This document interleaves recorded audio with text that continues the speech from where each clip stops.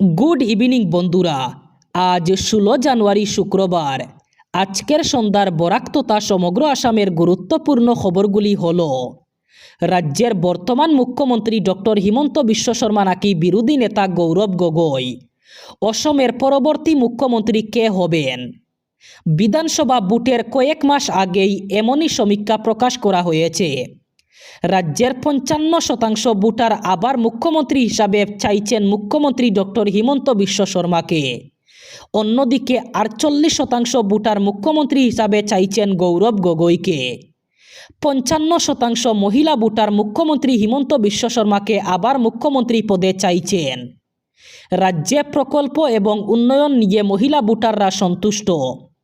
অন্যদিকে 48% পুরুষ ভোটাররা মুখ্যমন্ত্রী হিসাবে গৌরব গগৈকে চাইছেন। দেশের প্রথম বন্দে ভারত স্লিপার এক্সপ্রেসের শুভারম্ভকে সামনে রেখে গৌহাটির কামাখ্যা স্টেশনে এখন চূড়ান্ত প্রস্তুতি চলছে। শনিবার কামাখ্যা ও মালদা স্টেশন উভয় দিক থেকে চকচকে বন্দে ভারত স্লিপার এক্সপ্রেসকে ভার্চুয়ালি সবুজ পতাকা দেখিয়ে শুভারম্ভ করবেন দেশের প্রধানমন্ত্রী নরেন্দ্র মোদী। এনএফ রেলের সিনিয়র জনসংযোগ আধিকারিক নীলাঞ্জন দেব জানিয়েছেন, শনিবার 02-07-6 কামাখ্যা হাওড়া বন্দে ভারত স্লিপার উদ্বোধনী স্পেশালের উদ্বোধন হবে শনিবার দুপুর 1:15। তেমনি মালদা স্টেশনেও একই সময় ট্রেনটির যাত্রা শুরু হবে। তিনি আরও জানিয়েছেন যে বন্দে ভারত স্লিপার এক্সপ্রেসের দুটি রেক কামাখ্যা স্টেশনে পৌঁছায় বিগত কয়েকদিন আগে। ইতিমধ্যে দুটি রেককে ডিপোতে পুরোপুরি মেনটেন্স করা হয়েছে। দুটি ট্রেন খুঁটিনাটি পরীক্ষা করার পর একটি রেককে উদ্বোধনের জন্য ইতিমধ্যে মালদা স্টেশনের দিকে রওনা করিয়ে দেওয়া হয়েছে। অন্য রেকটি উদ্বোধনের জন্য কামাখ্যা স্টেশনে রাখা হয়েছে বলে জানিয়েছেন তিনি। শনিবার 17 জানুয়ারি অসম সফরে আসছেন দেশের প্রধানমন্ত্রী নরেন্দ্র মোদী। সরুসজাই স্টেডিয়ামে বাগরুম্বা নৃত্য প্রদর্শনে উপস্থিত থাকবেন প্রধানমন্ত্রী নরেন্দ্র মোদী।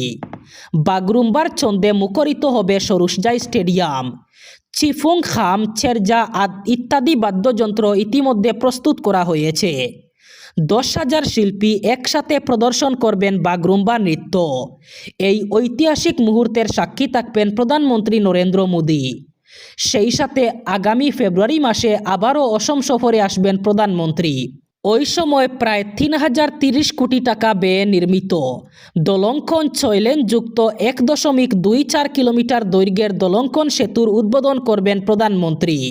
রাজ্যে বর্তমানে শীতের প্রকোপ কিছুটা কম, তবে কয়েকদিন আগে রাজ্যে প্রচণ্ড হাড় কাঁপানো শীত পড়েছিল। ওই সময় রাজ্যের বিভিন্ন জেলায় ছাত্রছাত্রীদের সুবিধার্থে স্কুলের সময়সূচিতে কিছুটা পরিবর্তন আনা হয়। সকাল 9টার পরিবর্তে সকাল 10টা থেকে স্কুলে পাঠদান চালু করার নির্দেশ দেওয়া হয়েছিল। সেই থেকে এখনও পর্যন্ত রাজ্যের বিভিন্ন জেলায় এই নির্দেশ অনুযায়ী স্কুলে পাঠদান চলছে। তবে এবার ওই সময়সূচিও পরিবর্তন করার সিদ্ধান্ত নিল গৌহাটি মহানগর শিক্ষা বিভাগ। আবারও পূর্ব নির্ধারিত সময়সূচি অনুযায়ী অর্থাৎ সকাল 9টা থেকে গৌহাটি মহানগরে বিদ্যালয়ে পাঠদান শুরু হবে। আগামী সোমবার থেকে গৌহাটি মহানগরের অন্তর্গত সব বিদ্যালয়ে স্বাভাবিক সময়সূচি অনুযায়ী শুরু হবে পাঠদান।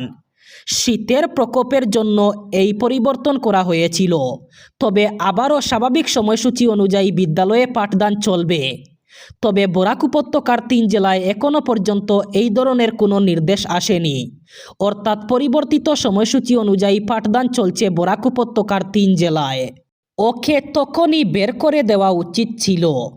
এখন তাকে পদত্যাগ করিয়ে হিরো হওয়ার সুযোগ দেওয়া হয়েছে। তাকে বহিষ্কার করা দরকার ছিল। না হলে মঞ্চ থেকে স্পষ্ট করে বলা উচিত ছিল কংগ্রেসে তোমার কোনো জায়গা নেই, কিন্তু সেটা করা হয়নি। সেই কারণেই আজ এত খারাপ কথা বলা ওই ব্যক্তি আবার সংবর্ধনা নিচ্ছেন। অর্থাৎ গৌরব গগৈ তাকে হিরো হওয়ার একটা সুযোগ করে দিলেন।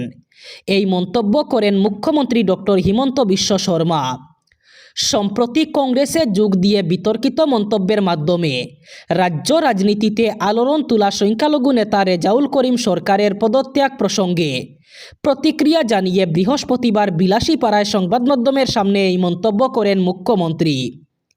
উল্লেখ্য, মুখ্যমন্ত্রী মহিলা উদ্যমিতা যোজনার চেক বিতরণ এবং সৌরশক্তি প্রকল্পের উদ্বোধন উপলক্ষে ধুবড়ী জেলায় উপস্থিত ছিলেন মুখ্যমন্ত্রী।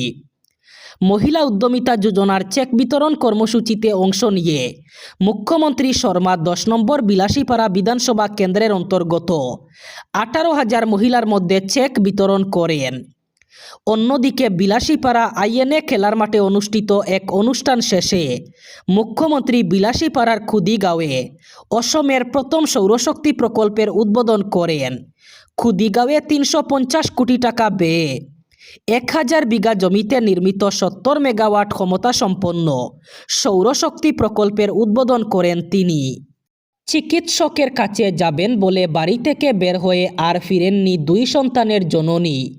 এই ঘটনাটি সুনাইয়ের সৈয়দপুর 5ম খণ্ডের মতিবুর রহমান লস্করের পরিবারে চাঞ্চল্য সৃষ্টি করেছে। ঘটনার বিবরণ জানিয়ে স্বামী মতিবুর রহমান লস্কর শিলচর সদর থানায় নিখোঁজ সংক্রান্ত একটি মামলা দায়ের করেছেন। বৃহস্পতিবার তিনি সংবাদ মাধ্যমের সামনে ঘটনার বিবরণ দিতে গিয়ে জানান, প্রতিদিনের মতো 13 জানুয়ারি তিনি কাজের উদ্দেশ্যে বাড়ি থেকে বেরিয়ে যান। পরে তার স্ত্রী মিনারা বেগম লস্কর চিকিৎসকের কাছে যাবেন বলে বাড়ি থেকে বের হন। তবে ওই দিন বিকেল গড়িয়ে গেলেও তিনি বাড়ি না ফেরায় প্রতিবেশী এবং আত্মীয় স্বজনদের মধ্যে খোঁজখবর নেওয়া হয়, কিন্তু তার কোনো সন্ধান পাওয়া যায়নি। শেষ পর্যন্ত নিরুপায় হয়ে থানার দ্বারস্থ হন স্বামী। বর্তমানে পুলিশ ঘটনার তদন্ত শুরু করেছে। পরিবারটি উৎকণ্ঠায় রয়েছে বর্তমানে। মহিলাদের বিপদের বন্ধু 114 নাম্বার। এবার স্বামীদের বিরুদ্ধে অভিযোগ জানাতে পারবেন মহিলারা। রাজ্যের সব স্বামীদের সাবধান করলেন রাজ্যের মুখ্যমন্ত্রী ডক্টর হিমন্ত বিশ্ব শর্মা। মহিলাদের জন্য চালু করা হলো হেল্পলাইন নাম্বার। স্বামীর বিরুদ্ধে কোনো অভিযোগ থাকলে এই নাম্বারে অভিযোগ জানাতে পারবেন। স্বামী যদি দ্বিতীয় বিবাহ করেন অথবা মহিলার উপর কোনো ধরনের নির্যাতন করেন তাহলে স্বামীর বিরুদ্ধে 114 হেল্পলাইন নাম্বারে অভিযোগ জানাতে পারবেন মহিলারা। সেই সাথে মুখ্যমন্ত্রী ডক্টর হিমন্ত বিশ্ব শর্মা জানিয়েছেন, আগামী 1 ফেব্রুয়ারি থেকে রাজ্যের ছাত্রদের নিযুত বাবু প্রকল্পের আওতায় টাকা দেওয়া শুরু হবে। এবার নিযুত ময়না প্রকল্পে ছাত্রীদের সাথে সাথে নিযুত বাবু প্রকল্পে ছাত্রদের দেওয়া হবে মাসে মাসে পড়ার খরচ। এবার শেষ খবর, ইরানে সরকার বিরোধী বিক্ষোভে নিহত ব্যক্তির সংখ্যা বেড়ে অন্তত 3428-এ দাঁড়িয়েছে। নরওয়ে ভিত্তিক মানবাধিকার সংস্থা ইরান হিউম্যান রাইটস এক প্রতিবেদনে এই তথ্য জানিয়েছে। সংস্থাটি সতর্ক করে বলেছে, শত শত বিক্ষোভকারীকে মৃত্যুদণ্ড দেওয়ার গুরুতর ঝুঁকি তৈরি হয়েছে। গত 28 ডিসেম্বর তেহরানে শুরু হওয়া এই বিক্ষোভ বর্তমানে ইরানের 31টি প্রদেশের 190টি শহরে ছড়িয়ে পড়েছে। দেশটিতে ইন্টারনেট সংযোগ বন্ধ থাকায় নিহত ব্যক্তিদের প্রকৃত সংখ্যা জানা কঠিন হয়ে পড়েছে।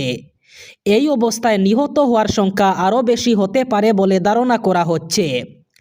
তথ্য অনুযায়ী শুধু 8 থেকে 12 জানুয়ারির মধ্যে অন্তত 3379 জন বিক্ষোভকারী নিহত হওয়ার তথ্য নিবন্ধিত হয়েছে।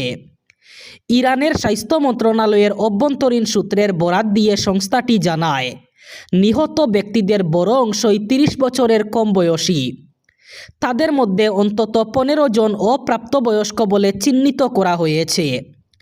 এদিকে ইসরায়েলি গোয়েন্দা সংস্থা ও বিসিবিএস নিউজের মতো কিছু সংবাদ মাধ্যম জানিয়েছে, নিহত ব্যক্তির প্রকৃত সংখ্যা 20,000 পর্যন্ত হতে পারে।